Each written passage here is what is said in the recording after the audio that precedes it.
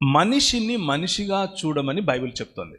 హిందువుగా చూడమని, ముస్లింగా చూడమని, క్రైస్తవుడిగా చూడమని చెప్పట్లేదు. మనిషి దేవుని స్వరూపమందు దేవుని పోలిక చొప్పున ఉన్నాడు. క్రైస్తవుని పోలిక చొప్పున, హిందూ పోలిక చొప్పున, ముస్లిం పోలిక చొప్పున లేడు. అందరికీ దేవుడు ప్రతి మనిషి ఎవరైనా సరే దేవుని స్వరూపము, దేవుని పోలిక. ఒకడు సంతోషపడుతూ ఉంటే ఆ సంతోషంలో వాడిని అభినందించడం, వాడితో పాటు సెలబ్రేట్ చేసుకోవటం తప్పేమీ కా, ఏ తప్పు లేదు. అయితే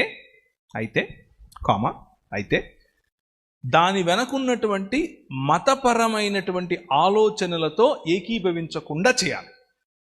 మళ్ళీ చెప్పనా, సంతోషంలో పాల్గొనాలి, కానీ మతపరమైనటువంటి ఆలోచనలు, విగ్రహపరమైనటువంటి ఆలోచనలతో పాల్గొనకుండా చేయాలి. ఆరాధన.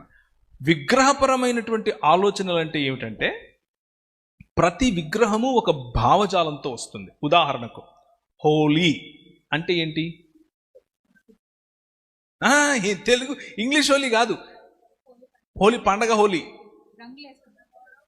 కాదు, రంగులు కాదు. రంగులు బైక్ కనిపిస్తాయి. దాని వెనకున్నటువంటి భావజాలం ఏమిటంటే, హోలిక అనే ఒక స్త్రీని కాల్చి చంపిన దినం అది.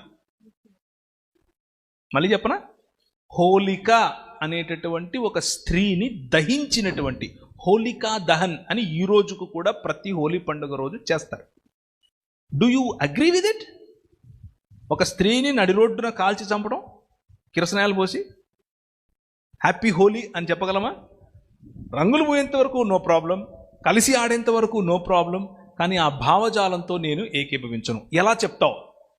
Be creative in doing that. ఆలోచించి